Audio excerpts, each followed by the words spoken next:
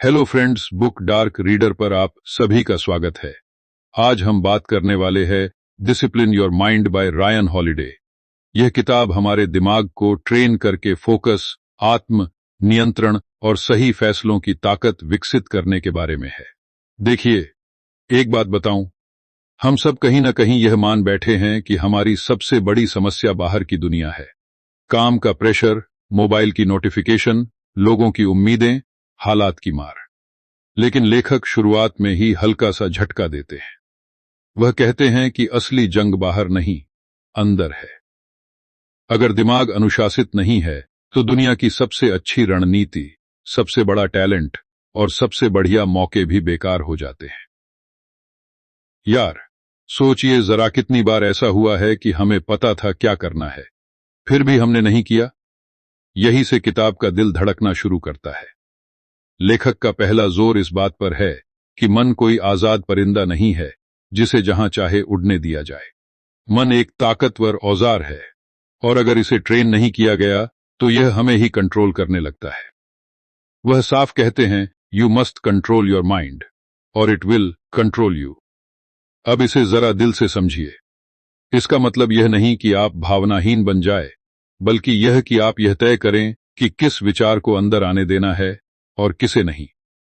जैसे घर का दरवाजा हर आने जाने वाले को बिना पूछे अंदर नहीं आने देते ना। तो दिमाग के साथ ऐसा क्यों? यहां लेखक एक आम लेकिन चुभने वाली सच्चाई रखते हैं। हम सोचते हैं कि डिसिप्लिन कोई भारी भरकम चीज है, सुबह 4 बजे उठना, ठंडे पानी से नहाना, घंटों मेडिटेशन करना। लेकिन पहले अध्याय में वह बताते हैं कि डिसिप्लिन का असली रूप बहुत छोटा और बहुत रोज का होता है। यह उस पल में होता है जब आप थके हुए होते हैं और फिर भी सही काम चुनते हैं। जब मोबाइल उठाने का मन करता है और आप उसे उल्टा रख देते हैं। जब गुस्सा आता है और आप जवाब देने से पहले सांस लेते हैं। यही माइक्रो डिसिप्लिन है, और यही आगे चलकर बड़ी जीत बनती है। एक साधारण सा उदाहरण किताब में आता है। एक आम आदमी, नौकरी का दबाव, घर की जिम्मेदारियां, दिमाग में हजार शोर।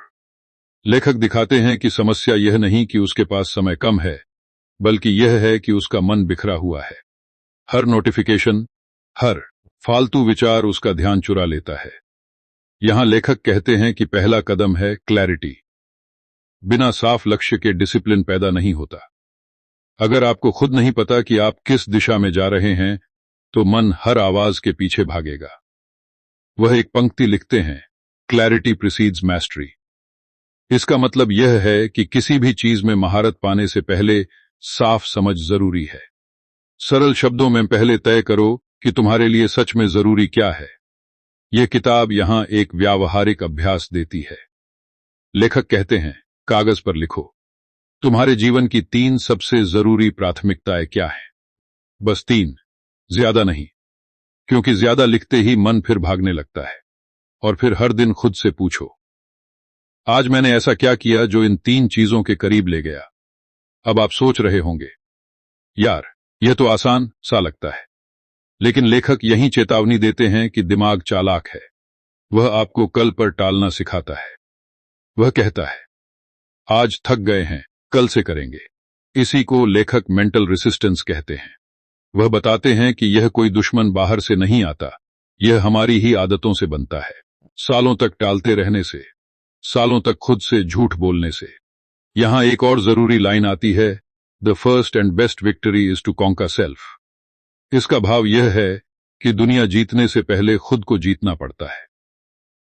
लेखक इसका मतलब बहुत जमीनी तरीके से समझाते हैं। जब आप सुबह अलार्म बंद करके फिर सो जाते हैं, तो कोई आपको नहीं देख रहा होता सिवाय आपके खुद के। उस पल में लिया गया फैसला आपकी पहचान बनाता है। बार बार, धीरे धीरे। पहले अध्याय में लेखक इस भ्रम को भी तोड़ते हैं कि मोटिवेशन पहले आता है, फिर एक्शन। वह कहते हैं, यह उल्टा है। पहले छोटा एक्शन आता है, फिर मोटिवेशन पैदा होता है। Action creates momentum. इसका मतलब यह कि इंतजार मत करो कि मन तैयार हो जाए। मन को काम देकर तैयार करो। 5 मिनट का नियम सुझाया जाता है। जो भी जरूरी काम है उसे सिर्फ 5 मिनट के लिए शुरू करो। अक्सर वही 5 मिनट 50 बन जाते हैं। एक आम गलती जिसकी ओर लेखक इशारा करते हैं वह है ओवर प्लानिंग। हम सोचते रहते हैं, पढ़ते रहते हैं, वीडियो देखते रहते हैं, लेकिन असली काम शुरू नहीं करते। लेखक साफ कहते हैं कि जानकारी डिसिप्लिन का विकल्प नहीं है। आपको पता हो सकता है कि सही क्या है, लेकिन अगर आप कर नहीं रहे तो वह ज्ञान बोझ है। इसलिए पहले अध्याय का जोर है कम सोचो, ज्यादा करो, लेकिन सही दिशा में। यहां भावनाओं की बात भी आती है। लेखक भावनाओं को दबाने की नहीं, समझने की बात करते हैं। गुस्सा आए तो खुद से पूछो, यह गुस्सा मुझे किस ओर धकेल रहा है? डर लगे तो पूछो, यह डर सच में किस बात का है? इस तरह आप भावनाओं के गुलाम नहीं, उनके निरीक्षक बनते हैं। यही मानसिक अनुशासन की शुरुआत है। पहले अध्याय के अंत की ओर लेखक बताते हैं कि डिसिप्लिन कोई एक दिन का फैसला नहीं, बल्कि रोज का चुनाव है। छोटे छोटे चुनाव, बार बार। वह यह भी कहते हैं कि शुरुआत में यह असहज लगेगा, मन बगावत करेगा, थकान आएगी, लेकिन हर बार जब आप सही चुनाव करते हैं तो मन थोड़ा और ट्रेन हो जाता है, जैसे मांसपेशी। यह अध्याय हमें यह नहीं सिखाता कि परफेक्ट कैसे बने, यह सिखाता है कि जागरूक कैसे बने। अपने विचारों को पकड़ना सीखें, उन्हें बिना सोचे समझे सच न माने। लेखक यही बीज बोते हैं। अगर आपने अपने दिमाग पर पकड़ बना ली तो बाकी चीजें अपने आप लाइन में आने लगती हैं। और ठीक यहीं, जब आपको लगता है कि हां, शायद यह संभव है, शायद मैं अपने मन को थोड़ा थोड़ा संभाल सकता हूं, कहानी एक ऐसे मोड़ पर रुकती है जहां अगला सवाल अपने आप पैदा होता है। अगर मन को काबू में करना इतना जरूरी है, तो रोज की जिंदगी में हम उसे भटकने से कैसे रोकें? और किन आदतों से यह अनुशासन टिकाऊ बनता है? यही सवाल अगले हिस्से की तरफ खींच ले जाता है। अब जरा ईमानदारी से खुद से पूछिए, पहले हिस्से में जो बातें समझ आईं, उनमें से कितनी आपने सच में आजमाईं? देखिए, यहीं से असली खेल शुरू होता है। क्योंकि समझ लेना आसान है, लेकिन रोज रोज अपने मन को लाइन पर लाना, यार, यही सबसे भारी काम है। लेखक इस हिस्से में सीधे सीधे उसी दर्द की बात करते हैं जिससे हर इंसान गुजरता है। वह कहते हैं कि दिमाग को अनुशासित करने का मतलब यह नहीं कि अब कभी गलत ख्याल आएंगे ही नहीं। गलत ख्याल तो आएंगे, डर भी आएगा, आलस भी आएगा। फर्क बस इतना है कि अब आप उनके पीछे पीछे नहीं भागेंगे। लेखक यहां एक बहुत जरूरी बात साफ करते हैं। हम अपने विचार नहीं हैं। यह लाइन पहली बार सुनने में अजीब लग सकती है, लेकिन रुकिए, समझिए। हमारे दिमाग में हर दिन हजारों ख्याल आते हैं, कुछ अच्छे, कुछ बेकार, कुछ डराने वाले, लेकिन हम अक्सर हर ख्याल को सच मान लेते हैं। लेखक कहते हैं, यही सबसे बड़ी गलती है। एक विचार का आना और उस पर भरोसा कर लेना, इन दोनों के बीच एक छोटा सा गैप बनाना ही मानसिक अनुशासन है। वह लिखते हैं, you are not your thoughts, you are the observer of your thoughts. इसका मतलब यह है कि आप अपने मन के मालिक बन सकते हैं, अगर आप उसे दूर से देखना सीख लें। जैसे सड़क पर गाड़ियां चल रही हों, आप हर गाड़ी में बैठकर नहीं जाते, बस देखते हैं। वैसे ही हर ख्याल के साथ बहना जरूरी नहीं। यह अभ्यास शुरुआत में मुश्किल लगता है, क्योंकि आदत बन चुकी होती है तुरंत रिएक्ट करने की। यहां लेखक एक बहुत काम का अभ्यास बताते हैं। जब भी कोई नेगेटिव या बेकार ख्याल आए, तुरंत उससे लड़ने की कोशिश मत करो। बस मन में कहो, अच्छा, ये एक ख्याल है, बस इतना, न सही न गलत। धीरे धीरे दिमाग को यह संदेश मिलने लगता है कि हर ख्याल इमरजेंसी नहीं है। समझे? यही से अंदर की घबराहट कम होने लगती है। अब एक और झटका आता है। लेखक कहते हैं कि हम अक्सर अपनी थकान, अपने मूड और अपने मन की हालत को बहाना बना लेते हैं। हम कहते हैं, आज मन नहीं है, आज एनर्जी नहीं है।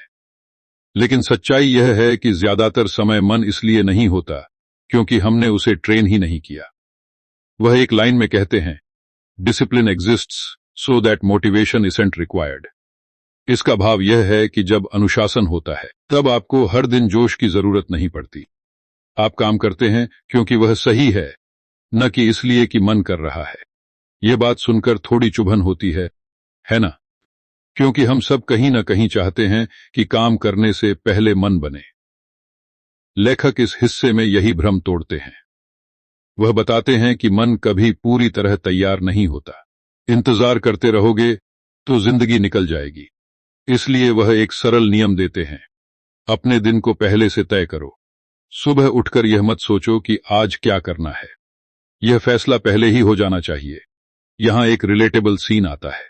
मान लीजिए एक आदमी है, ऑफिस से थका हारा लौटता है। मन कहता है आज छोड़ देते हैं, कल से शुरू करेंगे। लेखक कहते हैं यही वह पल है जहां चरित्र बनता या टूटता है। उस समय आपको बहुत बड़ा काम करने की जरूरत नहीं, बस इतना करो कि उस आदत को तोड़ो जो हमेशा हार मान लेती है। 5 मिनट का छोटा सा सही कदम लो। दिमाग को यह सिखाओ कि हम रुकते नहीं हैं। लेखक इस हिस्से में यह भी बताते हैं कि हमारा वातावरण हमारे मन को चुपचाप कंट्रोल करता है। अगर मोबाइल हमेशा हाथ में है तो ध्यान भटकेगा ही। अगर सोशल मीडिया खुला पड़ा है तो तुलना आएगी ही। इसलिए मानसिक अनुशासन का एक बड़ा हिस्सा है अपने आस पास से बेकार ट्रिगर्स हटाना। वह इसे रिमूविंग टेम्पटेशन कहते हैं। खुद को हर बार मजबूत साबित करने की जरूरत नहीं। माहौल ऐसा बनाओ कि गलत करना मुश्किल हो जाए। एक और गहरी बात यहां आती है। लेखक कहते हैं कि हम अक्सर अपने आप से बहुत कठोर या बहुत नरम हो जाते हैं। कभी खुद को कोसते हैं, कभी पूरी छूट दे देते हैं। दोनों ही नुकसान करते हैं। मानसिक अनुशासन का मतलब है खुद से ईमानदार लेकिन दयालु होना। अगर आज चूक हो गई तो खुद को गाली मत दो, बस यह समझो कि कहां फिसले और कल क्या अलग कर सकते हो। वह एक पंक्ति लिखते हैं, self discipline begins with self respect. इसका मतलब यह है कि जब आप खुद का सम्मान करते हैं तब आप अपने लिए बेहतर फैसले लेते हैं। आप अपने समय, अपनी ऊर्जा और अपने ध्यान को सस्ता नहीं बेचते। यह कोई बड़ी फिलॉसफी नहीं, यह रोज के छोटे फैसलों में दिखता है। खाना कहना है, कहां रुकना है। इस हिस्से में लेखक यह भी बताते हैं कि अनुशासन और खुशी एक दूसरे के दुश्मन नहीं है। हम सोचते हैं कि डिसिप्लिन मतलब सख्ती, मजा खत्म, लेकिन सच्चाई उल्टी है। जब मन कंट्रोल में आता है तब अपराधबोध कम होता है, पछतावा कम होता है, और वही असली सुकून देता है। आप रात को चैन से सो पाते हैं क्योंकि आपने खुद से झूठ नहीं बोला। धीरे धीरे कहानी में समय का बहाव दिखता है। वही व्यक्ति जो पहले हर चीज टाल देता था अब परफेक्ट नहीं हुआ है, लेकिन जागरूक हो गया है। वह फिसलता है, फिर संभलता है। उसे अब यह समझ आ गया है कि हर दिन जीतना जरूरी नहीं, लेकिन हार मान लेना सबसे बड़ी हार है। लेखक इस हिस्से को एक बहुत सधी हुई बात पर छोड़ते हैं। वह कहते हैं कि मन को अनुशासित करना कोई एक जंग नहीं, बल्कि रोज की प्रैक्टिस है। आज जो आसान लगेगा कल फिर मुश्किल लगेगा, लेकिन हर बार जब आप सही चुनाव करते हैं तो आप अपने अंदर एक भरोसा बनाते हैं कि हां, मैं खुद पर भरोसा कर सकता हूं। और ठीक यहीं, जब यह भरोसा धीरे धीरे आकार लेने लगता है, एक नया सवाल उठता है। अगर मन को देखना और कंट्रोल करना सीखा जा सकता है तो उन आदतों का क्या जो सालों से जमी हुई हैं? उन्हें तोड़ने और नई आदतें बनाने का सही तरीका क्या है? यही सवाल अगले हिस्से की नींव रख देता है। अब जरा उस जगह पर आते हैं जहां ज्यादातर लोग अटक जाते हैं। आप समझ चुके हैं कि मन को देखना है, उस पर तुरंत भरोसा नहीं करना है और रोज छोटे छोटे सही चुनाव करने हैं। लेकिन एक सवाल अंदर से उठता है, यार जो आदतें सालों से बनी हुई हैं उन्हें तोड़ना इतना आसान कैसे होगा? लेखक इसी हिस्से में सीधे उसी जड़ पर हाथ रखते हैं। वह कहते हैं कि आदतें कोई अचानक बनी हुई चीज नहीं है, वे बार बार किए गए छोटे फैसलों का जमा हुआ असर हैं, और अगर वे बनी हैं तो बदली भी जा सकती हैं। लेखक पहले यह भ्रम तोड़ते हैं कि आदत बदलने के लिए जबरदस्त इच्छा शक्ति चाहिए। वह साफ कहते हैं इच्छा शक्ति भरोसेमंद नहीं होती, कभी होती है, कभी नहीं। इसलिए अगर आप सिर्फ इच्छा शक्ति के भरोसे चल रहे हैं तो आप पहले ही हार की तैयारी कर चुके हैं। वह एक सीधी बात कहते हैं, you don't rise to the level of your goals, you fall to the level of your systems. इसका मतलब यह है कि आपके बड़े लक्ष्य नहीं, बल्कि आपकी रोज की व्यवस्था तय करती है कि आप कहां पहुंचेंगे। अब इसे जरा अपने जीवन से जोड़िए। मान लीजिए आप चाहते हैं कि आप ज्यादा फोकस्ड बने, लेकिन आपका सिस्टम क्या है? मोबाइल हमेशा पास में है, नोटिफिकेशन चालू हैं, सोने जागने का कोई तय समय नहीं। ऐसे में लक्ष्य सिर्फ सपना रह जाता है। लेखक यहां जोर देते हैं कि पहले सिस्टम बदलिए। छोटे नियम बनाइए जो बिना सोच विचार के आपको सही दिशा में धकेल दें। वह एक बहुत काम की बात बताते हैं। आदत बदलने की शुरुआत कभी भी छोड़ने से मत करो, जोड़ने से करो। जैसे अगर आपको देर रात मोबाइल देखने की आदत है, तो सिर्फ यह मत कहो कि आज मोबाइल नहीं देखूंगा। दिमाग खाली रहेगा और वही आदत वापस खींच लेगी। इसके बजाय कोई नई चीज जोड़ो, सोने से पहले 5 पन्ने पढ़ना या अगले दिन की टू डू लिस्ट लिखना। दिमाग को कोई नया रास्ता चाहिए होता है। यहां लेखक आदतों के ट्रिगर की बात करते हैं। हर आदत किसी संकेत से शुरू होती है, थकान, बोरियत, तनाव। अगर आप सिर्फ आदत से लड़ते हैं तो हारेंगे, लेकिन अगर आप उस संकेत को पहचान लेते हैं तो आप खेल पलट सकते हैं। जैसे ही आप समझ जाते हैं कि अभी मैं बोर हूं, इसलिए फोन उठा रहा हूं, उसी पल आपके पास चुनाव आ जाता है। यही जागरूकता, अनुशासन का असली रूप है। लेखक एक पंक्ति लिखते हैं, awareness is the first step to change. इसका भाव यह है कि बिना देखे कुछ नहीं बदला जा सकता। इसलिए वह सलाह देते हैं कि कुछ दिनों तक बस नोटिस कीजिए, आप कब भटकते हैं, कब टालते हैं, कब खुद से झूठ बोलते हैं। जज मत कीजिए, बस देखिए। यह अभ्यास सुनने में साधारण लगता है, लेकिन यहीं से असली बदलाव शुरू होता है। अब कहानी में वही साधारण पात्र फिर सामने आता है। पहले वह हर शाम थकान के नाम पर सब छोड़ देता था। अब वह थकान को पहचानता है, लेकिन उसे फैसला लेने नहीं देता। वह कहता है, ठीक है, थका हूं, फिर भी 5 मिनट तो कर सकता हूं। और अक्सर वही 5 मिनट उसे उस गर्व तक ले जाते हैं जो पहले गायब था। लेखक बताते हैं कि यह गर्व ही नई आदत को चिपकने में मदद करता है। इस हिस्से में लेखक यह भी कहते हैं कि आदतें बदलते समय खुद से बहुत ज्यादा उम्मीद मत रखो। परफेक्शन एक जाल है। अगर आप सोचते हैं कि अब कभी नहीं फिसलूंगा, तो पहली चूक के बाद सब छोड़ दोगे। इसलिए वह एक सरल नियम देते हैं, नेवर मिस ट्वाइस। एक दिन छूट गया, ठीक है, लेकिन लगातार 2 दिन मत छोड़ो। यह नियम मानसिक बोझ को हल्का कर देता है और निरंतरता बनाए रखता है। एक और जरूरी बात यहां आती है, पहचान की। लेखक कहते हैं कि आप जो करते हैं वही धीरे धीरे आप बन जाते हैं। अगर आप खुद को बार बार यह कहते हैं कि मैं आलसी हूं, तो हर आलसी काम उस पहचान को मजबूत करेगा।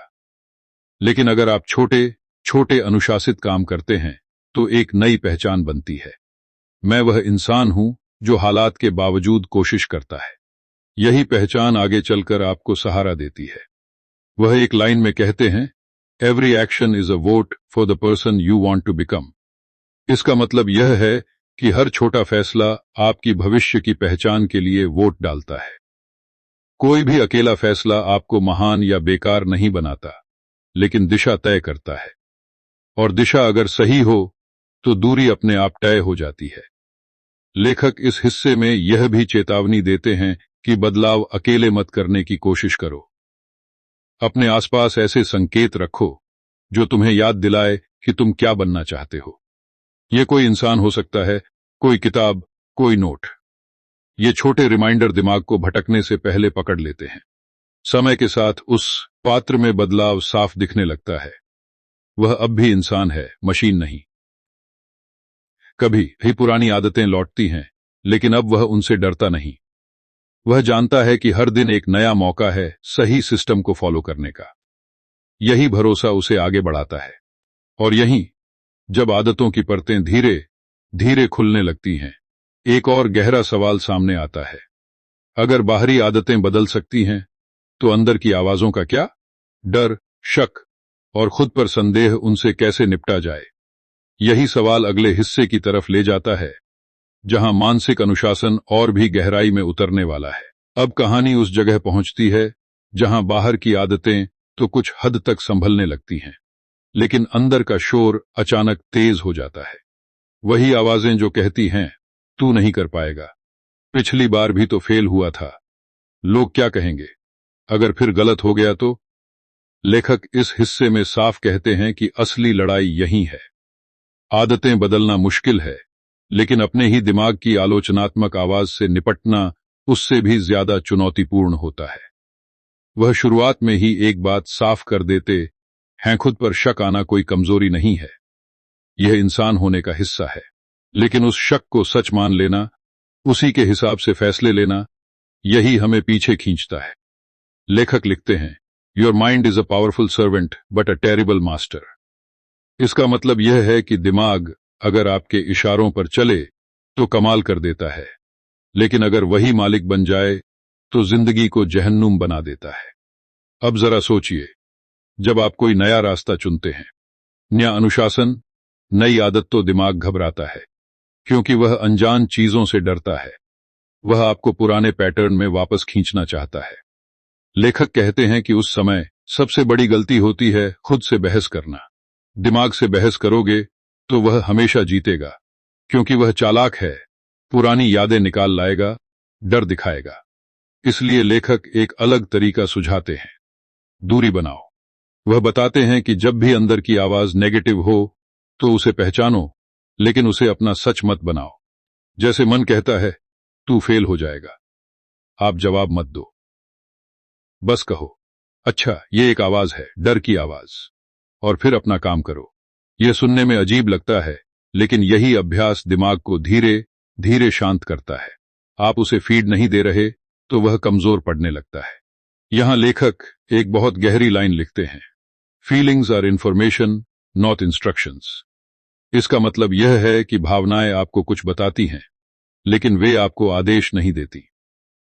डर आपको यह बता सकता है कि आप अपने कंफर्ट जोन से बाहर हैं, लेकिन यह तय करना कि आप रुकेंगे या आगे बढ़ेंगे, यह आपका काम है। जब यह फर्क समझ में आ जाता है तो इंसान अंदर से थोड़ा मजबूत हो जाता है। इस हिस्से में लेखक यह भी बताते हैं कि आत्म संदेह अक्सर भविष्य की काल्पनिक कहानियों से आता है। हम ऐसे हालात की फिल्म बना लेते हैं जो अभी हुए ही नहीं। दिमाग कहता है अगर यह हुआ तो, अगर वह हुआ तो, और हम उसी फिल्म में जीने लगते हैं। लेखक सुझाव देते हैं कि खुद को वर्तमान में वापस लाओ। अभी क्या करना है? सिर्फ अगला छोटा कदम। भविष्य की पूरी कहानी अभी लिखने की जरूरत नहीं। वही साधारण पात्र यहां फिर सामने आता है। पहले वह हर नई शुरुआत से डरता था, अब डर तो आता है, लेकिन वह उसे रोकने नहीं देता। उसे समझ आ गया है कि डर का मतलब यह नहीं कि रास्ता गलत है। कई बार डर का मतलब होता है कि रास्ता सही है, बस नया है।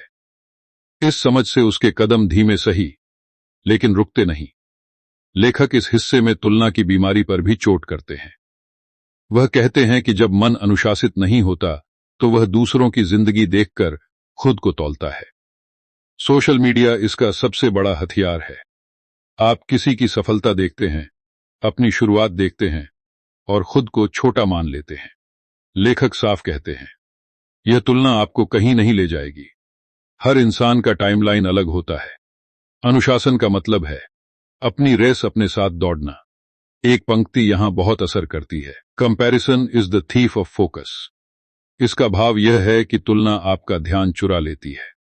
आप जो कर सकते हैं उस पर फोकस करने के बजाय आप सोचने लगते हैं कि दूसरे कहां पहुंच गए। लेखक सुझाव देते हैं कि जब भी तुलना आए तुरंत सवाल बदलो, मैं आज कल से थोड़ा बेहतर क्या कर सकता हूं, बस इतना। यह हिस्सा यह भी सिखाता है कि खुद से बात कैसे की जाए। हम अक्सर अपने आप से वही भाषा बोलते हैं जो हम किसी दोस्त से कभी नहीं बोलेंगे। लेखक कहते हैं कि आत्म अनुशासन का एक बड़ा हिस्सा है आत्म संवाद। जब आप गिरते हैं तो खुद को तोड़ो मत। यह कहो ठीक है, गिरे हैं, अब उठेंगे। यह नरमी कमजोरी नहीं, बल्कि लंबे समय तक टिके रहने की ताकत है। धीरे धीरे उस पात्र के अंदर एक बदलाव दिखता है। वह अब भी परफेक्ट नहीं है। कभी कभी पुरानी आवाजें लौट आती हैं, लेकिन अब वह उनसे डरता नहीं। वह जानता है कि आवाज आना सामान्य है, उसके पीछे चलना जरूरी नहीं। यही समझ उसे आगे बढ़ाती है। लेखक इस हिस्से को एक शांत लेकिन गहरे मोड पर छोड़ते हैं। वह इशारा करते हैं कि जब अंदर की आवाजों पर पकड़ बनने लगती है, तब अगली चुनौती आती है बाहरी दुनिया, लोग, हालात, अप्रत्याशित मुश्किलें। जब सब कुछ आपके प्लान के खिलाफ जाता है, तब अनुशासन कैसे टिकाया जाए? यही सवाल अगले हिस्से का दरवाजा खोलता है। अब जरा उस पल की बात करते हैं जब अंदर का मन कुछ हद तक संभल चुका होता है, लेकिन बाहर की दुनिया पूरा इम्तिहान लेने लगती है। प्लान बनते हैं, सिस्टम सेट होते हैं, आदतें बन रही होती हैं, और तभी कुछ न कुछ उल्टा हो जाता है। काम का प्रेशर बढ़ जाता है, घर में कोई परेशानी आ जाती है, शरीर थक जाता है, या कोई ऐसा दिन आता है जब सब कुछ एक साथ टूटता हुआ लगता है। लेखक इस हिस्से में कहते हैं कि यही असली टेस्ट है। अनुशासन शांति में नहीं, बल्कि अव्यवस्था में परखा जाता है। वह शुरुआत में ही एक सच्चाई सामने रखते हैं। आप अपने जीवन की हर परिस्थिति कंट्रोल नहीं कर सकते, लेकिन आप हर परिस्थिति में अपनी प्रतिक्रिया कंट्रोल कर सकते हैं। यही मानसिक अनुशासन का असली मैदान है। लेखक लिखते हैं, the obstacle is the way. इसका मतलब यह नहीं कि मुश्किलें अच्छी होती हैं, बल्कि यह कि वही मुश्किलें आपको वह अभ्यास देती हैं जो आराम कभी नहीं दे सकता। अब जरा सोचिए, जब सब ठीक चल रहा होता है, तब अनुशासित रहना आसान लगता है। लेकिन जिस दिन नींद पूरी न हुई हो, जिस दिन मन बुझा हुआ हो, उसी दिन अगर आप सही चुनाव कर लेते हैं, तो वही चुनाव आपकी पहचान को गहरा करता है। लेखक कहते हैं कि कठिन दिन कोई अपवाद नहीं होते, वे प्रक्रिया का हिस्सा होते हैं। अगर आप सिर्फ अच्छे दिनों में ही अनुशासन दिखाते हैं, तो वह अनुशासन नहीं, सुविधा है। इस हिस्से में लेखक यह भी समझाते हैं कि बाहरी अव्यवस्था अक्सर अंदर की पुरानी आदतों को वापस बुला लेती है। तनाव आते ही हम वही करते हैं जो सबसे जाना पहचाना होता है, टालना, भागना, खुद को बहलाना। इसलिए वह सुझाव देते हैं कि मुश्किल दिनों के लिए पहले से एक डिफॉल्ट प्लान होना चाहिए। जब दिमाग थका हो, तब सोचने की ताकत नहीं होती। उस समय पहले से तय छोटा सा नियम आपको भटकने से बचाता है। वही साधारण पात्र अब एक नए दौर में है। पहले वह मुश्किल आने पर सब छोड़ देता था, अब वह सब कुछ नहीं, लेकिन कुछ तो पकड़ कर रखता है।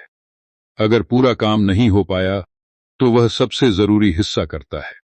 लेखक इसे मिनिमम वायबल डिसिप्लिन कहते हैं, मतलब सबसे न्यूनतम सही काम जो आप हर हाल में कर सकते हैं। यह सोच अनुशासन को टूटने नहीं देती। लेखक एक और गहरी बात कहते हैं, हम अक्सर मुश्किल हालात को व्यक्तिगत अपमान की तरह ले लेते हैं, जैसे जिंदगी हमें जानबूझकर परेशान कर रही हो। लेकिन जब आप ऐसा सोचते हैं, तो आप भावनात्मक रूप से कमजोर पड़ जाते हैं। लेखक सलाह देते हैं कि हालात को तटस्थ नजर से देखो, न अच्छा न बुरा, बस जो है सो है। और अब सवाल यह नहीं कि क्यों हुआ, बल्कि यह है कि अब क्या किया जाए।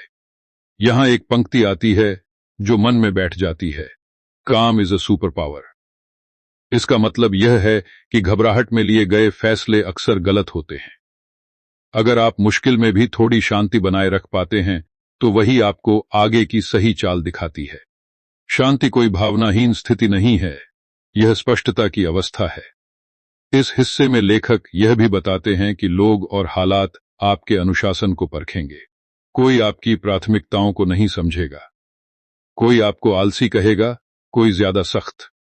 यहां अनुशासन का एक और रूप सामने आता है, सीमाएं तय करना। हर किसी को खुश करने की कोशिश अंत में आपको ही थका देगी। लेखक साफ कहते हैं कि ना कहना आत्म सम्मान का हिस्सा है, अपराध नहीं। वही पात्र अब यह सीख रहा है कि हर निमंत्रण स्वीकार करना जरूरी नहीं, हर बहस जीतना जरूरी नहीं। कभी कभी अनुशासन का मतलब होता है चुपचाप अपने रास्ते पर चलते रहना, बिना सफाई दिए, बिना साबित किए। यह शुरुआत में असहज लगता है, लेकिन यही आपको स्थिर बनाता है। लेखक इस हिस्से में यह भी दिखाते हैं कि अनुशासन और लचीलापन एक दूसरे के दुश्मन नहीं है। अगर कोई दिन पूरी तरह बिगड़ गया, तो उसे खींचने की जरूरत नहीं। उसे छोड़ दो, आराम करो, और अगले दिन फिर से लौट आओ। अनुशासन का मतलब यह नहीं कि आप टूट जाए, बल्कि यह कि आप वापस आना जानते हो।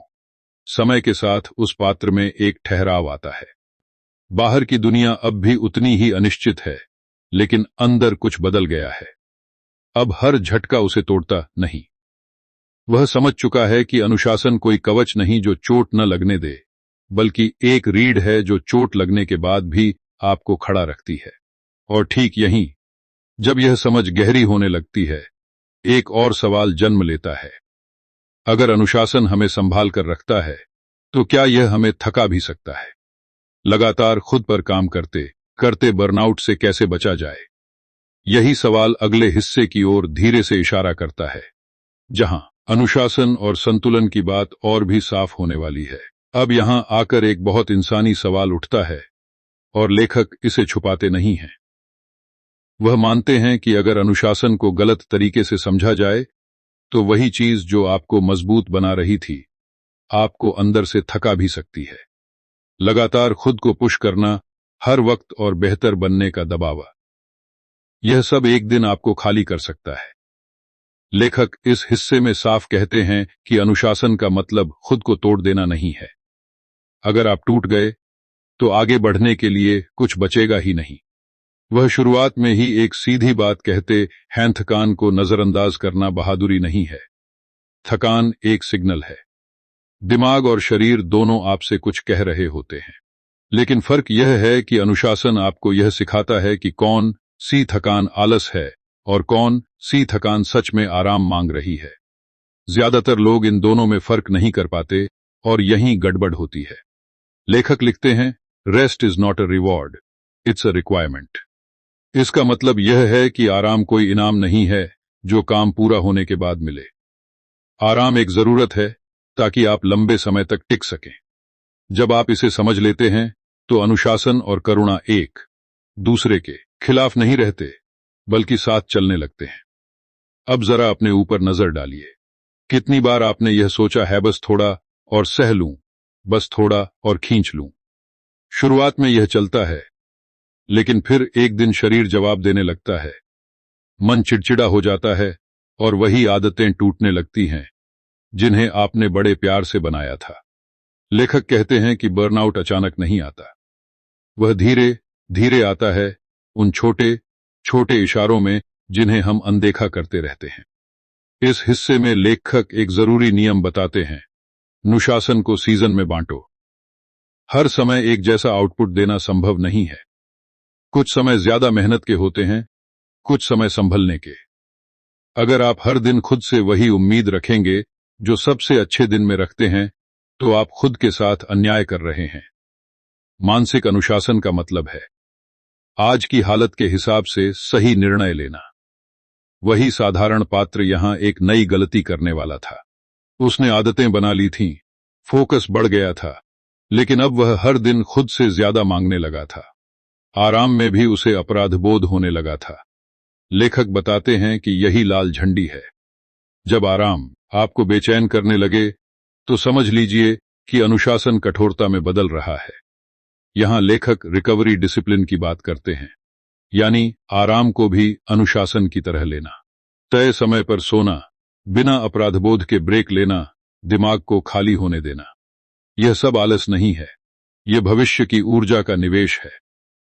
लेखक कहते हैं कि जो लोग लंबे समय तक लगातार अच्छा काम करते हैं, वे सिर्फ मेहनती नहीं होते, वे अच्छे से रिकवर करना भी जानते हैं। एक और गहरी बात यहां सामने आती है। लेखक कहते हैं कि बर्नआउट सिर्फ काम से नहीं, अर्थ की कमी से भी आता है। जब आप भूल जाते हैं कि आप यह सब क्यों कर रहे हैं, तब हर मेहनत बोझ लगने लगती है। इसलिए वह सुझाव देते हैं कि समय समय पर खुद से यह सवाल पूछो, मैं यह क्यों कर रहा हूं? अगर जवाब साफ है, तो थकान भी संभालने लायक लगती है। वह एक लाइन लिखते हैं, पर्पस फ्यूल्स एंड्योरेंस। इसका मतलब यह है कि जब उद्देश्य साफ होता है, तब इंसान ज्यादा देर तक खड़ा रह सकता है। बिना उद्देश्य के अनुशासन एक खाली ढांचा बन जाता है। इसलिए लेखक सलाह देते हैं कि अपने अनुशासन को किसी मूल्य से जोड़ो, स्वास्थ्य, परिवार, आत्म सम्मान या शांति। धीरे धीरे उस पात्र में संतुलन आने लगता है। अब वह सिर्फ आगे नहीं दौड़ता, बल्कि रुकना भी जानता है। वह समझ गया है कि अनुशासन का मतलब हर दिन खुद को साबित करना नहीं, बल्कि खुद को संभाल कर रखना है, ताकि वह कल भी खड़ा रह सके। इस हिस्से के अंत में लेखक एक शांत लेकिन गहरी बात छोड़ते हैं। वह कहते हैं कि सच्चा अनुशासन दिखावे में नहीं, निरंतरता में होता है। और निरंतरता तभी आती है जब आप खुद के साथ युद्ध नहीं, साझेदारी करते हैं। और यहीं, जब यह साझेदारी बननी शुरू होती है, एक नया सवाल उभरता है। अगर अनुशासन और संतुलन साथ चल सकते हैं, तो क्या अनुशासन को जीवन के हर क्षेत्र में एक ही तरह से लागू किया जा सकता है? काम, रिश्ते, लक्ष्य, सब जगह? यही सवाल अगले हिस्से की जमीन तैयार करता है। अब कहानी उस मोड़ पर पहुंचती है जहां सवाल सिर्फ खुद पर काम करने का नहीं रह जाता, बल्कि यह समझने का हो जाता है कि यह अनुशासन जिंदगी के अलग अलग हिस्सों में अलग अलग रूप क्यों लेता है। लेखक इस हिस्से में साफ कहते हैं कि एक ही तरह का डिसिप्लिन हर जगह लागू करने की कोशिश करना सबसे आम और सबसे खतरनाक गलती है।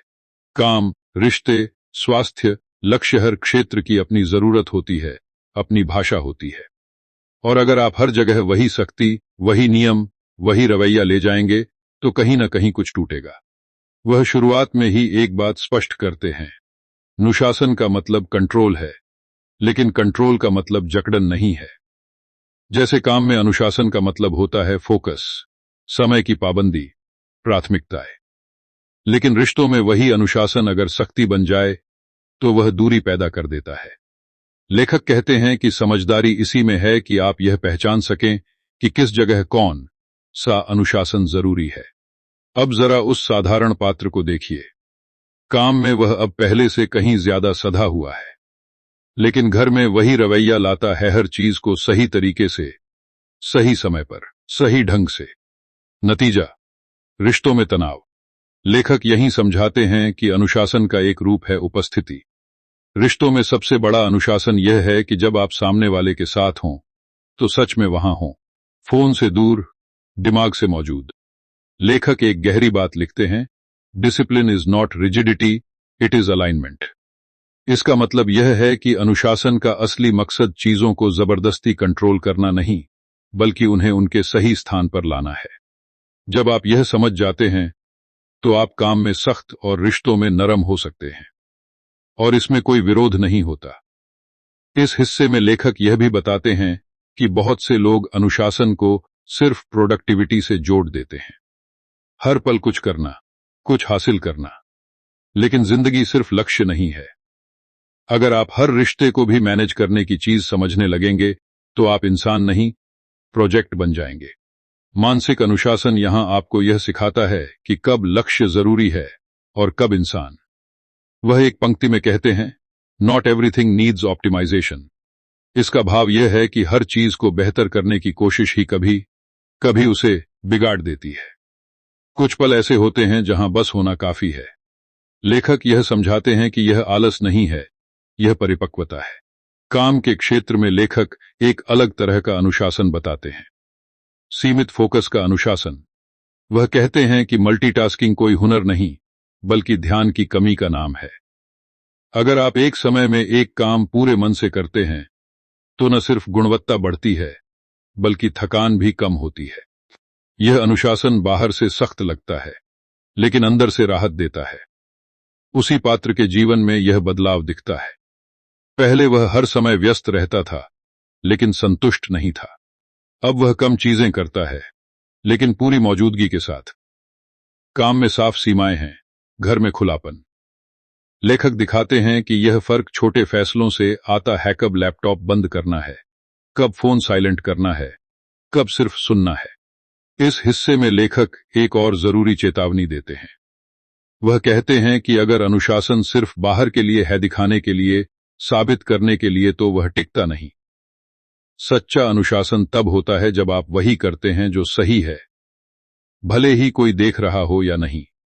यह बात रिश्तों में भी लागू होती है। सम्मान तब दिखता है जब कोई आपको जज नहीं कर रहा होता। धीरे धीरे उस पात्र में एक स्थिरता आने लगती है। वह अब हर जगह खुद को साबित करने की कोशिश नहीं करता। वह जानता है कि कहां खींचना है और कहां छोड़ना है। यही समझ उसे अंदर से हल्का बनाती है। लेखक इस हिस्से को एक बहुत इंसानी एहसास पर छोड़ते हैं। वह कहते हैं कि जिंदगी में संतुलन कोई स्थायी अवस्था नहीं है, यह रोज का समायोजन है। आज काम ज्यादा होगा, कल रिश्ते। अनुशासन का मतलब है इस उतार चढ़ाव के साथ समझदारी से चलना, न कि हर दिन एक जैसा बनने की जिद करना। और यहीं जब यह समझ बैठने लगती है कि अनुशासन हर जगह अलग अलग रूप लेता है, एक और सवाल धीरे से उभरता है। अगर अनुशासन इतना लचीला हो सकता है, तो संकट के समय जब सब कुछ बिखर जाए, तब यह कैसे काम करता है? यही सवाल अगले हिस्से की तरफ खींच ले जाता है। अब जरा उस पल की कल्पना कीजिए जब जिंदगी अचानक झटका देती है। कोई ऐसी खबर, कोई ऐसा नुकसान, कोई ऐसा मोड़ जिसकी आपने तैयारी नहीं की थी।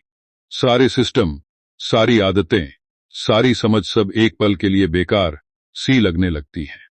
लेखक इस हिस्से में कहते हैं कि यही वह समय है जब असली अनुशासन सामने आता है, क्योंकि संकट में हर कोई भावनाओं के हवाले हो जाता है, लेकिन जो इंसान उस समय भी अपने मन को संभाल लेता है, वही टूटने के बाद भी खुद को फिर से जोड़ पाता है।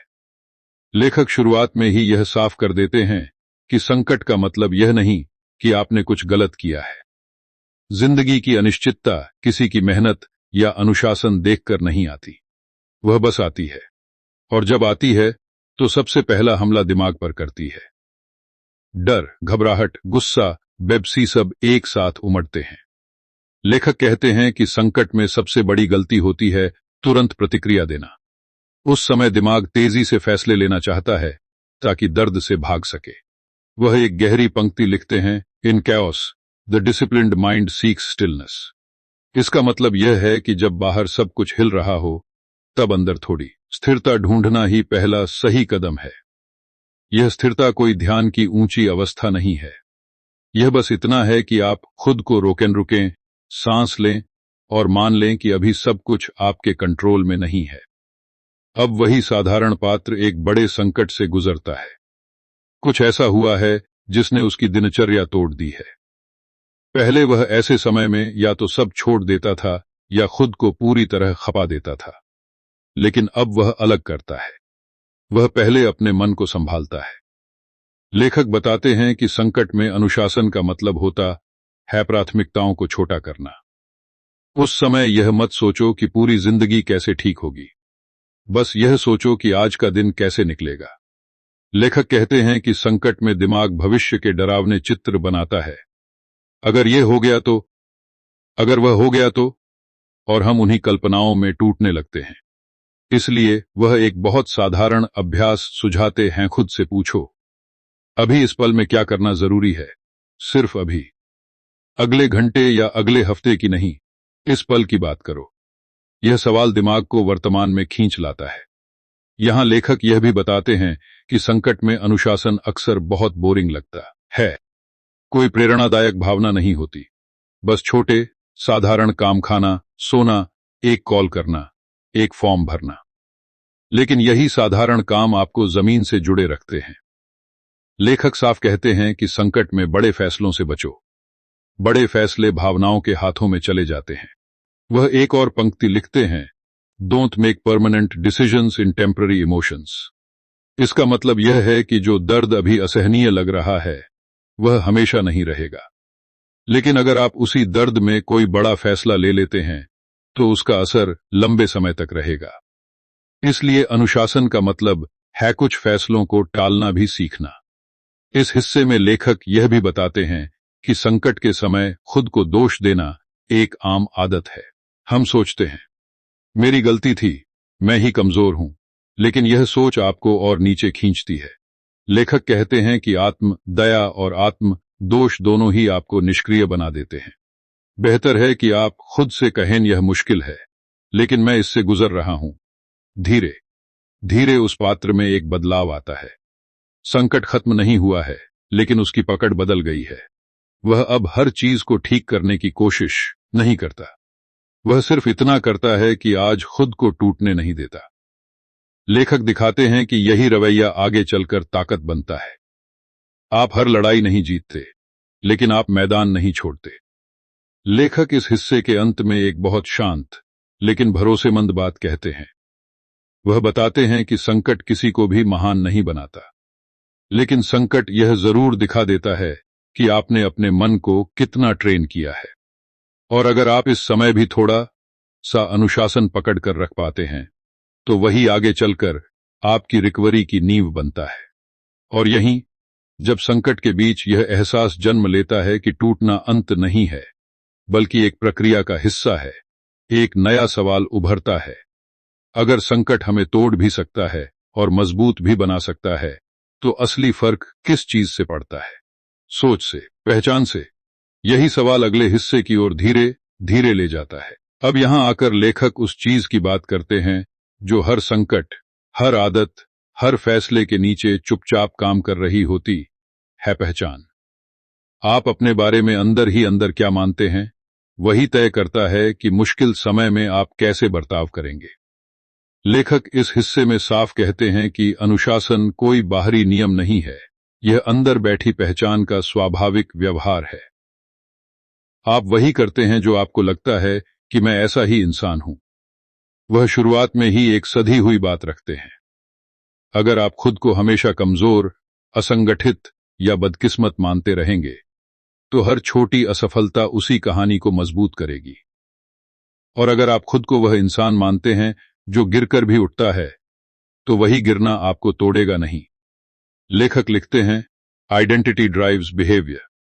इसका मतलब यह है कि आपका व्यवहार आपकी पहचान से निकलता है, न कि सिर्फ हालात से। अब जरा अपने भीतर झांकिए।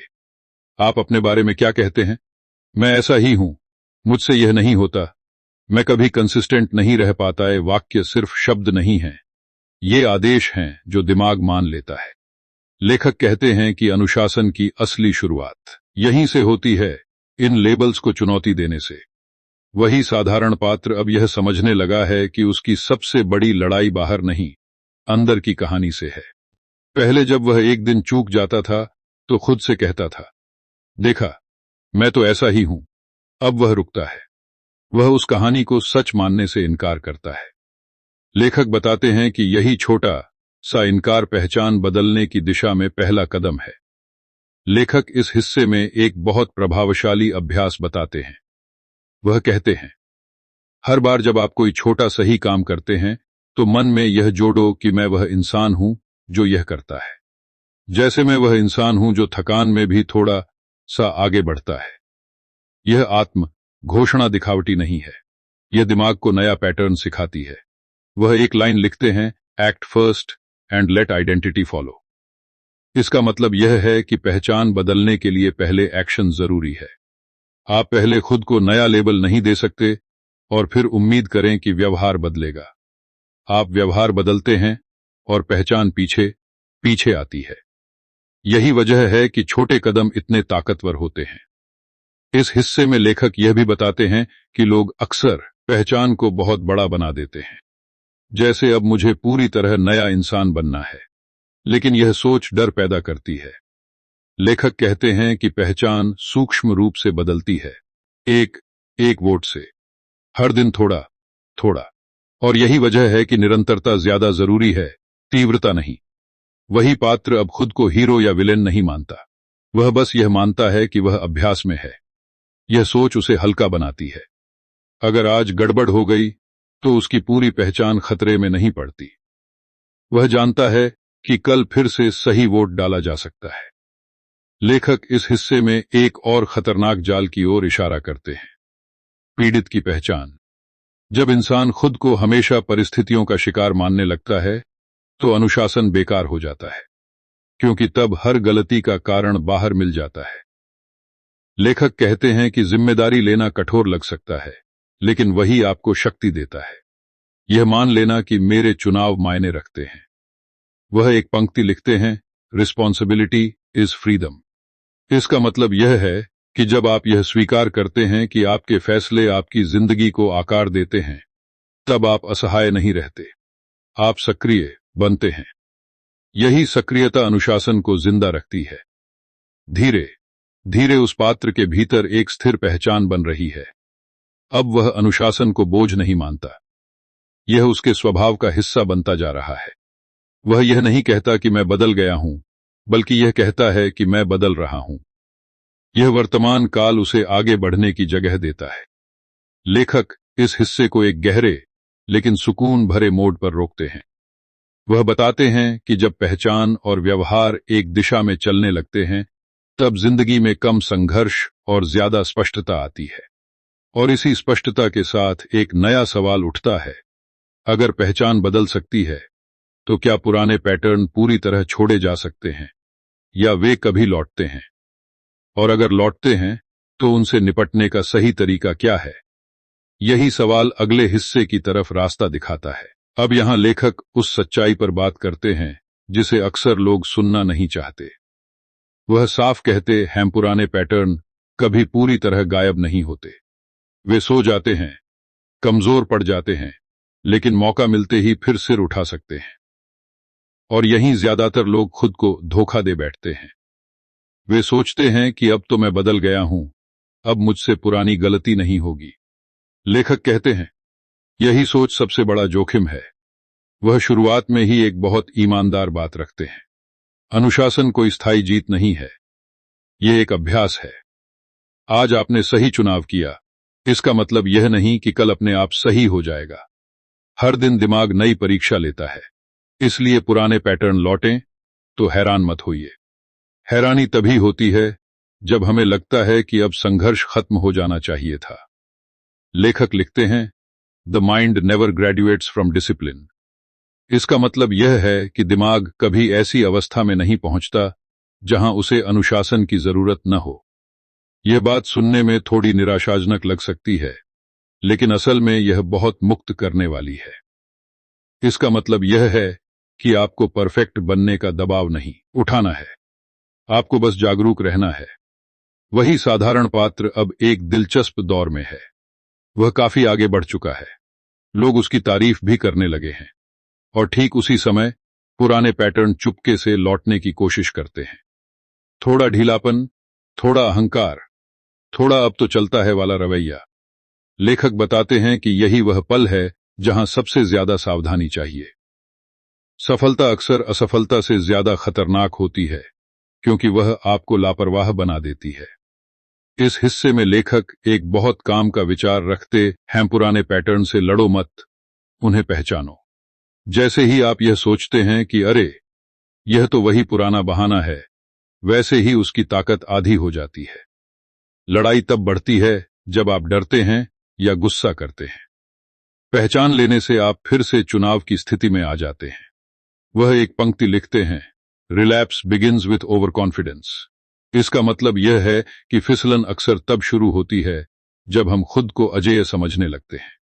इसलिए लेखक सलाह देते हैं कि विनम्रता बनाए रखो। यह मानकर चलो कि दिमाग चालाक है और उसे रोज ट्रेनिंग चाहिए। यहां लेखक एक जरूरी रणनीति बताते हैं, एडवांस में तैयारी। आप पहले से जानते हैं कि किन हालात में आप फिसलते हैं, थकान, अकेलापन, तनाव या सफलता के बाद की ढील। तो उन हालात के लिए पहले से नियम तय कर लो। जब वह समय आए तब सोचना मत पड़े। यही तैयारी आपको पुरानी आदतों में पूरी तरह लौटने से रोकती है। वही पात्र अब यह करना सीख गया है। जब उसे लगता है कि वह ढीला पड़ रहा है, वह खुद को सजा नहीं देता। वह अपने सिस्टम की तरफ लौट आता है। छोटे नियम, छोटे कदम। लेखक बताते हैं कि यही परिपक्वता है, नाटकीय सुधार नहीं बल्कि शांत वापसी। इस हिस्से में लेखक यह भी कहते हैं कि कभी कभी पुरानी आदतें लौटेंगी ही। फर्क यह नहीं कि आप गिरे या नहीं, फर्क यह है कि आप गिरने के बाद क्या करते हैं। पहले वह गिरते ही खुद को बेकार मान लेता था, अब वह गिरने को डेटा की तरह देखता है। क्या ट्रिगर था, क्या सीख मिली, यह दृष्टिकोण उसे आगे बढ़ने देता है। वह एक लाइन लिखते हैं, फेलियर इज फीडबैक। इसका मतलब यह है कि हर चूक आपको कुछ सिखाती है, अगर आप देखने को तैयार हों। चूक को पहचान की हार मत बनाओ, उसे सीख बनाओ। धीरे धीरे उस पात्र में एक गहरी स्थिरता दिखने लगती है। अब वह न तो खुद से बहुत ज्यादा उम्मीद करता है, न ही खुद को हल्के में लेता है। वह जानता है कि अनुशासन एक रास्ता है, मंजिल नहीं, और इस रास्ते पर उतार चढ़ाव आना तय है। लेखक इस हिस्से के अंत में एक सधी हुई बात छोड़ते हैं। वह कहते हैं कि सच्चा अनुशासन तब दिखता है जब कोई देख नहीं रहा होता, और तब भी जब आप खुद से थोड़ा निराश हों। उस समय भी अगर आप लौट आते हैं तो आप हार नहीं रहे, आप सीख रहे हैं। और यहीं जब यह समझ बैठ जाती है कि पुराने पैटर्न लौट सकते हैं लेकिन आपको वापस खींच नहीं सकते, एक और सवाल उभरता है। अगर अनुशासन इतना आंतरिक है तो बाहरी दुनिया के शोर, राय और दबाव से खुद को कैसे बचाया जाए? यही सवाल अगले हिस्से की ओर धीरे से ले जाता है। अब लेखक उस शोर की बात करते हैं जिससे कोई भी इंसान पूरी तरह बच नहीं पाता। लोगों की राय, उनकी उम्मीदें, उनकी सलाह, उनकी आलोचना सब मिलकर दिमाग में एक लगातार गूंज पैदा कर देते हैं। और अगर मन अनुशासित नहीं हो तो यह शोर आपकी अपनी आवाज को दबा देता है। लेखक इस हिस्से में साफ कहते हैं कि बहुत से लोग अपने लक्ष्य नहीं जीते, बल्कि दूसरों की उम्मीदें ढोते हैं। और यही सबसे थकाने वाला बोझ है। वह शुरुआत में ही एक सच्चाई रखते हैं। आप जितना आगे बढ़ेंगे उतनी ही ज्यादा राय आपके रास्ते में आएगी। शुरुआत में लोग आपको नजरअंदाज करेंगे, फिर शक करेंगे, और जब आप थोड़ा आगे निकलेंगे तो सलाह देने लगेंगे। लेखक कहते हैं कि यह स्वाभाविक है। समस्या तब होती है जब आप हर राय को बराबर वजन देने लगते हैं। तब आपका मन दिशाहीन हो जाता है। वह एक पंक्ति लिखते हैं, not all opinions are created equal. इसका मतलब यह है कि हर किसी की बात सुनना जरूरी नहीं। कुछ राय जानकारी देती हैं, कुछ सिर्फ शोर होती हैं। मानसिक अनुशासन का मतलब है इस फर्क को पहचानना। किसकी बात सुननी है और किसे अनसुना करना है, यह फैसला आपको करना होगा। वही साधारण पात्र अब इस दबाव को महसूस कर रहा है। पहले जब वह अनुशासन में ढीला था तो लोग उसे सलाह नहीं देते थे। अब जब वह बदल रहा है तो हर कोई कुछ न कुछ कहने लगा है। कोई कहता है, इतना सीरियस मत बनो। कोई कहता है, और तेज भागो। लेखक दिखाते हैं कि यह उलझन स्वाभाविक है, लेकिन खतरनाक तब बनती है जब आप अपनी आंतरिक दिशा खो देते हैं। इस हिस्से में लेखक नॉइज वर्सेस सिग्नल की बात करते हैं।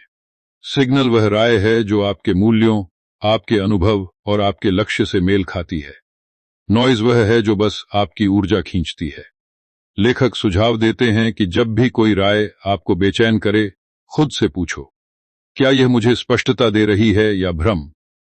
अगर भ्रम, तो वह शोर है। लेखक यह भी बताते हैं कि सोशल मीडिया इस शोर को कई गुना बढ़ा देता है।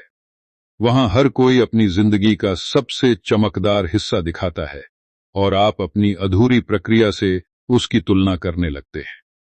लेखक कहते हैं कि अनुशासन का एक रूप है जानबूझकर दूरी। हर जानकारी आपके लिए जरूरी नहीं, हर बहस में शामिल होना जरूरी नहीं। वह एक लाइन लिखते हैं, साइलेंस प्रोटेक्ट्स प्रोग्रेस। इसका मतलब यह है कि कई बार चुप रहना, न बताना, न दिखाना ही आपकी प्रगति को सुरक्षित रखता है। जब आप हर कदम साझा करते हैं तो आप दूसरों की राय को भी न्योता देते हैं, और हर राय आपके मन में जगह बना लेती है। यहां वही पात्र एक बदलाव करता है। वह अपनी प्रक्रिया को थोड़ा निजी रखता है। वह हर योजना सबको नहीं बताता। पहले उसे लगता था कि ऐसा करना घमंड है या डर। अब उसे समझ आता है कि यह आत्म संरक्षण है। लेखक बताते हैं कि जब आप कम बताते हैं तो आप कम विचलित होते हैं। इस हिस्से में लेखक आलोचना की भी बात करते हैं। वह कहते हैं कि आलोचना से बचना संभव नहीं, लेकिन उससे टूटना वैकल्पिक है। हर आलोचना सच नहीं होती, लेकिन हर आलोचना बेकार भी नहीं होती। अनुशासन का मतलब है भावनात्मक प्रतिक्रिया दिए बिना यह देखना कि इसमें सीख क्या है और बाकी छोड़ देना। वह एक पंक्ति में कहते हैं, take what's useful, leave the rest. इसका भाव यह है कि आप आलोचना को पूरा सच या पूरा झूठ मानने के बजाय उससे काम की चीज निकाल सकते हैं। यह रवैया आपको कठोर नहीं, समझदार बनाता है। धीरे धीरे उस पात्र में एक शांत आत्मविश्वास दिखने लगता है। वह अब हर ताली से उछलता नहीं, हर ताने से टूटता नहीं। उसकी दिशा बाहर से नहीं, अंदर से तय होने लगी है। लेखक दिखाते हैं कि यही आंतरिक दिशा मानसिक अनुशासन की सबसे बड़ी जीत है। इस हिस्से के अंत में लेखक एक गहरी लेकिन सरल बात कहते हैं। वह बताते हैं कि दुनिया हमेशा शोर करेगी। यह उसका स्वभाव है। लेकिन आपका काम शोर को खत्म करना नहीं, बल्कि अपनी आवाज को इतना साफ करना है कि शोर के बीच भी वह सुनाई दे। और यहीं जब यह साफ होने लगता है कि बाहरी दबाव आपके फैसलों को चलाने नहीं चाहिए, एक और सवाल उभरता है। अगर शोर से दूरी बन गई तो क्या अनुशासन अकेलापन भी लाता है? और अगर लाता है तो उस अकेलेपन से कैसे निपटा जाए? यही सवाल अगले हिस्से की ओर धीरे से रास्ता बनाता है। अब लेखक उस एहसास की बात करते हैं जिसके बारे में बहुत कम लोग खुलकर बोलते हैं। जैसे जैसे आप अपने मन को अनुशासित करते हैं, जैसे जैसे आप शोर से दूरी बनाते हैं, एक अजीब सा खालीपन महसूस होने लगता है। पहले जहां लगातार बातें थीं, लोग थे, उलझन थी, वहां अब सन्नाटा सा है। और यहीं कई लोग डर जाते हैं। उन्हें लगता है कि शायद कुछ गलत हो रहा है। लेखक इस हिस्से में साफ कहते हैं, यह अकेलापन नहीं है, यह संक्रमण है। वह शुरुआत में ही यह स्पष्ट करते हैं कि अनुशासन अक्सर आपको भीड़ से अलग करता है। आपकी प्राथमिकताएं बदलती हैं, आपकी रुचियां बदलती हैं, और अचानक वही बातें जो पहले आपको जोड़ती थीं, अब खोखली लगने लगती हैं। लेखक कहते हैं कि यह स्वाभाविक है। हर बदलाव के बीच एक खाली जगह आती है। सवाल यह नहीं कि वह जगह आएगी या नहीं, सवाल यह है कि आप उसमें क्या भरते हैं। वह एक गहरी पंक्ति लिखते हैं, solitude is not absence of people, it's presence of self. इसका मतलब यह है कि अकेले होना और खुद के साथ होना एक ही बात नहीं है। बहुत से लोग भीड़ में भी खुद से कटे होते हैं और कुछ लोग अकेले में भी पूरे होते हैं। मानसिक अनुशासन आपको पहली बार खुद के साथ बैठने की क्षमता देता है, और यह शुरुआत में असहज लगता है क्योंकि आपने यह अभ्यास पहले नहीं किया। वही साधारण पात्र अब इस दौर से गुजर रहा है। पहले जब वह अकेला होता था तो तुरंत खुद को किसी न किसी शोर में डाल देता था, फोन, वीडियो, बात। अब वह बैठता है चुपचाप, और उसी चुप्पी में पुराने डर, अधूरे सवाल, दबे हुए एहसास उभरने लगते हैं। लेखक बताते हैं कि यहीं ज्यादातर लोग पीछे लौट जाते हैं, क्योंकि खुद से मिलना आसान नहीं होता। इस हिस्से में लेखक यह समझाते हैं कि इस अकेलेपन से भागना उसे और भारी बना देता है, लेकिन अगर आप उसे थोड़ी देर सह लें तो वह बदलने लगता है। वह अकेलापन धीरे धीरे स्पष्टता में बदलता है। आप सुनने लगते हैं कि आपको सच में क्या चाहिए, क्या नहीं। लेखक इसे कंस्ट्रक्टिव सॉलिट्यूड कहते हैं। ऐसा अकेलापन जो आपको तोड़ता नहीं बल्कि जोड़ता है। वह एक और पंक्ति लिखते हैं, avoiding yourself is the most exhausting habit. इसका भाव यह है कि खुद से भागते भागते इंसान सबसे ज्यादा थक जाता है। जब आप रुकते हैं, बैठते हैं और बिना जज किए अपने भीतर झांकते हैं, तब एक अजीब सी राहत आती है। यह राहत इसलिए नहीं कि सब ठीक हो गया, बल्कि इसलिए कि आप अब झूठ नहीं बोल रहे। लेखक यहां यह भी बताते हैं कि अनुशासन आपको हर किसी से दूर नहीं करता, यह बस आपको सतही जुड़ाव से दूर करता है। जो रिश्ते सच्चे होते हैं वे इस बदलाव के बाद और गहरे हो जाते हैं, लेकिन हां, कुछ लोग छूटते हैं और यह दुख देता है। लेखक इस दुख को नजरअंदाज करने की सलाह नहीं देते। वह कहते हैं, इसे महसूस करो, यही कीमत है विकास की। वही पात्र अब यह समझने लगा है कि हर खाली शाम को भरना जरूरी नहीं, हर सन्नाटे को डर मानना जरूरी नहीं। कभी कभी वही सन्नाटा अगले सही कदम का इशारा देता है। लेखक दिखाते हैं कि इसी जगह से रचनात्मकता, स्पष्टता और सच्ची शांति जन्म लेती है। इस हिस्से में लेखक यह भी चेतावनी देते हैं कि अकेलेपन और अलगाव में फर्क है। अगर आप खुद को सजा की तरह अकेला कर रहे हैं, लोगों से कट रहे हैं, तो यह अनुशासन नहीं है। लेकिन अगर आप चुनकर समझदारी से कुछ समय खुद के साथ बिता रहे हैं, तो यह ताकत है। संतुलन जरूरी है। वह एक लाइन में कहते हैं, choose solitude, don't be forced into isolation. इसका मतलब यह है कि अनुशासन आपको विकल्प देता है, कैड नहीं। आप तय करते हैं कि कब अकेले रहना है और कब जुड़ना है। यही आजादी मानसिक मजबूती की निशानी है। धीरे धीरे उस पात्र के भीतर एक नई शांति दिखने लगती है। अब वह अकेलेपन से डरता नहीं, वह उसे एक औजार की तरह इस्तेमाल करता है, सोचने के लिए, समझने के लिए और फिर सही जगह पर जुड़ने के लिए। लेखक बताते हैं कि यही संतुलन लंबे समय तक टिकता है। इस हिस्से के अंत में लेखक एक बहुत सधी हुई बात छोड़ते हैं। वह कहते हैं कि जब आप खुद के साथ ठीक हो जाते हैं, तब आप दूसरों के साथ भी ज्यादा ईमानदार हो पाते हैं। और इसी ईमानदारी के साथ एक नया सवाल जन्म लेता है। अगर अनुशासन हमें अंदर से स्थिर बनाता है, तो क्या यह हमें बाहरी दुनिया में और प्रभावी भी बनाता है?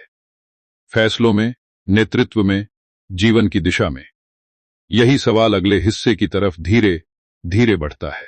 अब लेखक उस जगह आते हैं जहां अनुशासन सिर्फ अंदर की शांति नहीं रहता, बल्कि बाहर की दुनिया में असर दिखाने लगता है। वह कहते हैं कि जब मन स्थिर होता है, तब फैसले तेज नहीं, साफ हो जाते हैं। और साफ फैसले ही असली प्रभाव पैदा करते हैं। लोग अक्सर प्रभाव को आवाज, आक्रामकता या चालाकी से जोड़ते हैं, लेकिन लेखक इस भ्रम को तोड़ते हैं। उनका कहना है असली प्रभाव शोर से नहीं, स्पष्टता से आता है। वह शुरुआत में ही एक सटीक बात रखते हैं। ज्यादातर गलत फैसले जानकारी की कमी से नहीं, भावनात्मक उथल पुथल से होते हैं। जब मन घबराया हुआ हो, गुस्से में हो या किसी को साबित करने की जल्दी में हो, तब लिया गया फैसला अक्सर बाद में पछतावे में बदल जाता है। अनुशासन यहां काम आता है। यह आपको थोड़ा रुकना सिखाता है, और कई बार वही रुकना सबसे बड़ा एक्शन होता है। लेखक लिखते हैं, क्लैरिटी क्रिएट्स अथॉरिटी।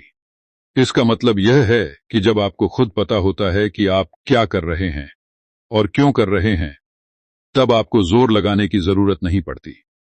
लोग अपने आप उस भरोसे को महसूस करते हैं। यह नेतृत्व की सबसे शांत लेकिन सबसे मजबूत शक्ल है। वही साधारण पात्र अब इस बदलाव को महसूस कर रहा है। पहले वह फैसले टालता था या दूसरों से लगातार पुष्टि चाहता था। अब वह सब कुछ जानने का दावा नहीं करता, लेकिन जो जानता है उस पर टिकता है। लेखक बताते हैं कि यही अनुशासन उसे भरोसेमंद बनाता है, खुद की नजर में भी और दूसरों की नजर में भी। इस हिस्से में लेखक निर्णय लेने का एक सरल लेकिन गहरा फ्रेमवर्क बताते हैं। वह कहते हैं, हर बड़े फैसले से पहले खुद से 3 सवाल पूछो। पहला, क्या यह मेरे मूल्यों के अनुरूप है? दूसरा, क्या यह लंबी अवधि में मुझे मजबूत बनाएगा या कमजोर? और तीसरा, क्या मैं यह फैसला डर से ले रहा हूं या समझ से? ये सवाल किसी भी परिस्थिति में दिमाग को साफ करने में मदद करते हैं। वह एक पंक्ति लिखते हैं, emotion clouds judgment, discipline clears it. इसका भाव यह है कि भावनाएं गलत नहीं हैं, लेकिन वे अगर ड्राइवर सीट पर बैठ जाए तो रास्ता भटका देती हैं। अनुशासन उन्हें पीछे बिठाता है, पूरी तरह बाहर नहीं निकालता। यही संतुलन समझदारी है। लेखक यहां नेतृत्व की एक और परत खोलते हैं। वह कहते हैं कि नेतृत्व सिर्फ दूसरों को निर्देश देना नहीं है, बल्कि खुद के मूड, अपनी प्रतिक्रियाओं और अपने शब्दों की जिम्मेदारी लेना है। जब आप अपने गुस्से को कंट्रोल कर लेते हैं, तब आप माहौल को भी कंट्रोल करने लगते हैं। यह नियंत्रण दबाव से नहीं, स्थिरता से आता है। वही पात्र अब मीटिंग्स में कम बोलता है, लेकिन जब बोलता है तो बात में वजन होता है। पहले वह हर बात पर प्रतिक्रिया देता था। अब वह चुनता है कि कहां प्रतिक्रिया जरूरी है और कहां मौन ज्यादा असरदार है। लेखक दिखाते हैं कि यह मौन कमजोरी नहीं, रणनीति है।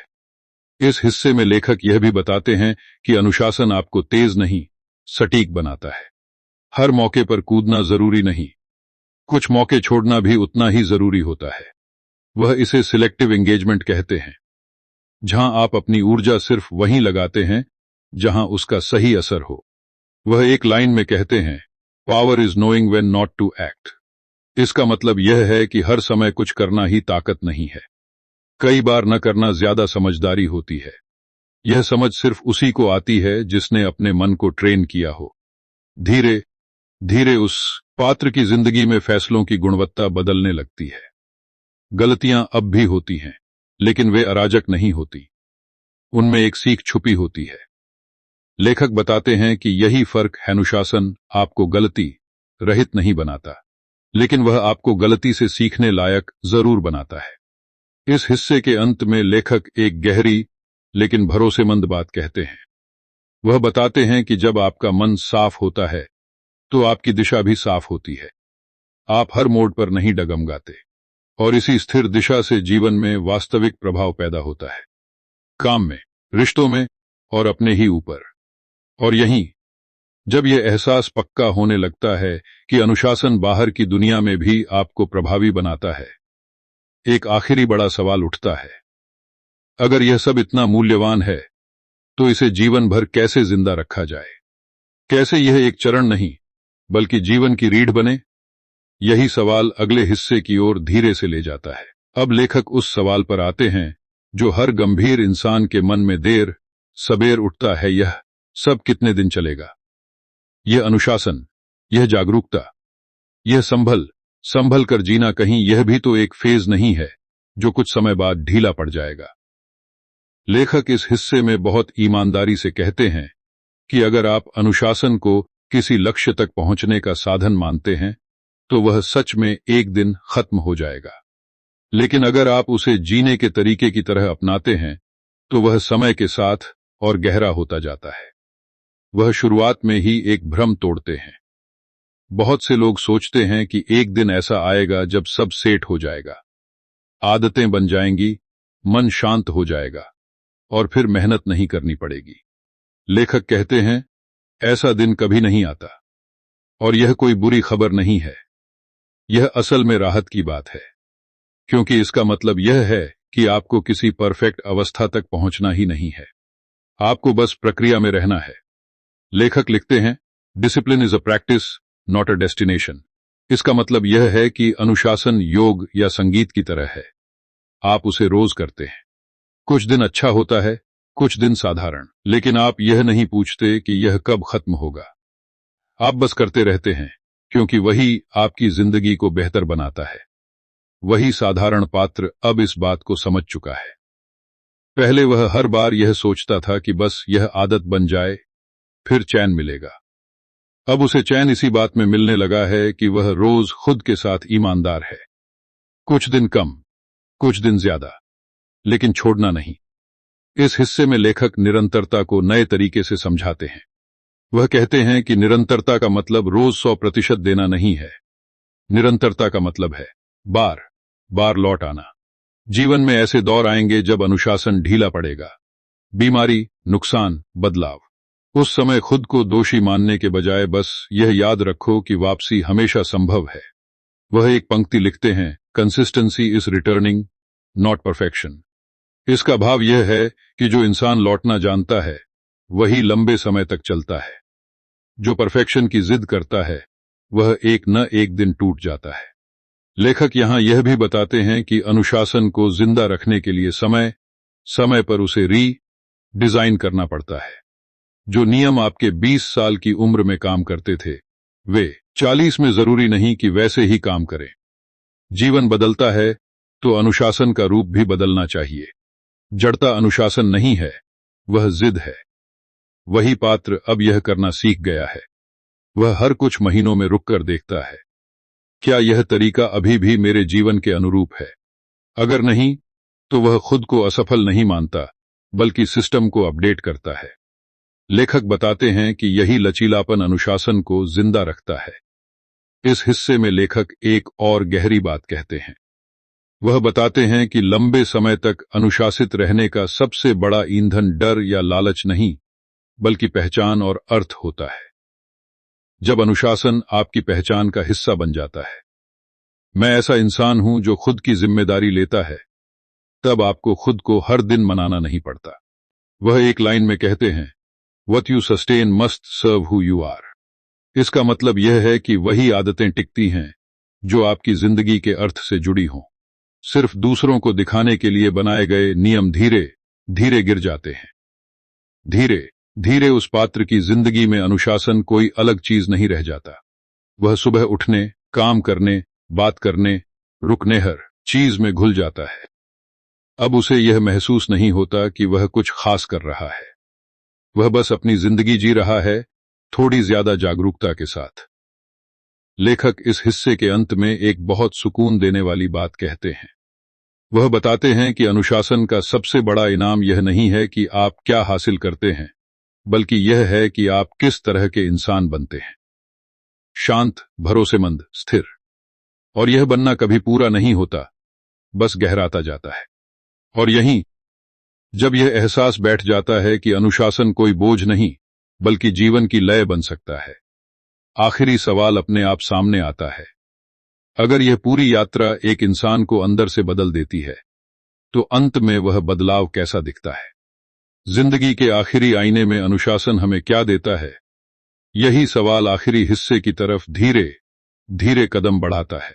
अब यह यात्रा अपने आखिरी मोड़ पर आती है, लेकिन लेखक इसे अंत की तरह नहीं रखते। वह इसे एक आईने की तरह रखते हैं। ऐसा आईना जिसमें इंसान खुद को देख सके और समझ सके कि यह पूरा सफर उसे कहां ले आया है।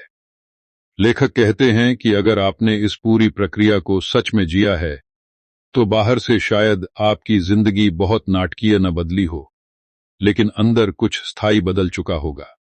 वह शुरुआत में ही एक शांत लेकिन गहरी बात कहते हैं, अनुशासन आपको कोई नया इंसान नहीं बनाता, वह आपको आपका असली रूप लौटा देता है। शोर हटने के बाद, डर से दूरी बनने के बाद, तुलना से बाहर आने के बाद जो बचता है, वही आप हैं। और ज्यादातर लोग पूरी जिंदगी उस खुद से मिले बिना ही निकल जाते हैं। लेखक लिखते हैं, the disciplined mind is a peaceful mind. इसका मतलब यह नहीं कि अब कभी परेशानी नहीं आएगी, बल्कि यह कि परेशानी आने पर भी आपका मन बिखरेगा नहीं। पहले जहां हर छोटी बात आपको हिला देती थी, अब वहां एक ठहराव है। आप तुरंत प्रतिक्रिया नहीं देते, आप देखते हैं, समझते हैं और फिर जवाब देते हैं। यही परिपक्वता है। वही साधारण पात्र अब पीछे मुड़कर देखता है। वह कोई सुपरह्यूमन नहीं बना। उसकी जिंदगी में अब भी समस्याएं हैं, अनिश्चितता है, लेकिन फर्क यह है कि अब वह खुद से भागता नहीं। उसे खुद पर भरोसा है कि जो भी आएगा वह उससे निपट सकता है। लेखक बताते हैं कि यही भरोसा अनुशासन का सबसे बड़ा तोहफा है।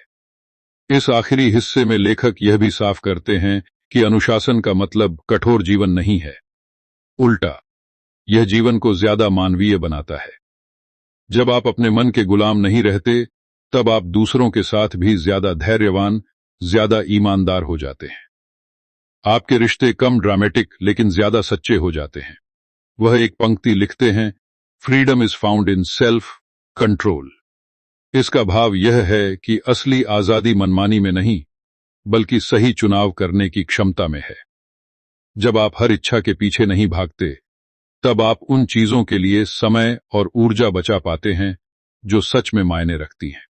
लेखक यहां यह भी कहते हैं कि इस यात्रा का कोई सर्टिफिकेट नहीं मिलता। कोई दिन ऐसा नहीं आता जब आप कह सकें, मैं पूरी तरह अनुशासित हूं। और यही इसकी सुंदरता है। हर दिन थोड़ा सा बेहतर होने का मौका मिलता है, बिना शोर, बिना दिखावे। वही पात्र अब दूसरों को बदलने की कोशिश नहीं करता। वह उपदेश नहीं देता, वह बस अपने तरीके से जीता है।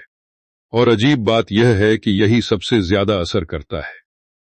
लोग पूछते हैं, तू इतना शांत कैसे रहता है? वह कोई बड़ी बात नहीं कहता। वह बस मुस्कुरा देता है, क्योंकि उसे पता है कि यह शांति कहीं बाहर से नहीं आई है। लेखक इस हिस्से में एक आखिरी चेतावनी भी देते हैं। वह कहते हैं, अगर कभी आपको लगे कि आप खुद को दूसरों से बेहतर समझने लगे हैं, तो रुक जाइए। वही अहंकार इस पूरी मेहनत को खोखला कर सकता है। सच्चा अनुशासन विनम्र होता है। वह जानता है कि गिरना कभी भी संभव है, और इसी वजह से वह सतर्क रहता है। वह एक अंतिम पंक्ति रखते हैं, स्टे हम्बल, स्टे डिसिप्लिन्ड। इसका मतलब यह है कि विनम्रता और अनुशासन एक दूसरे के बिना अधूरे हैं। विनम्रता आपको सीखने के लिए खुला रखती है, और अनुशासन आपको रास्ते पर टिकाए रखता है। अब यह किताब आपको यह नहीं कहती कि आगे क्या करना है। वह बस आपको एक आईना देती है। उसमें देखकर यह तय करना आपका काम है कि आप अपने मन के साथ कैसा रिश्ता रखना चाहते हैं। क्या आप उसे हर दिशा में दौड़ने देंगे या उसे अपना साथी बनाएंगे? और यहीं, बिना किसी बड़े ऐलान के, बिना किसी भारी निष्कर्ष के, यह यात्रा ठहर जाती है। इसलिए नहीं कि रास्ता खत्म हो गया है, बल्कि इसलिए कि अब रास्ता आपका है। हर सुबह, हर फैसला, हर छोटा चुनाव ही आपकी असली किताब है। और अगर आपने इस एक बात को पकड़ लिया, कि मन को अनुशासित करना मतलब खुद के साथ ईमानदार रहना, तो समझ लीजिए आपने वह सीख पा ली है जो जिंदगी भर आपका साथ देगी।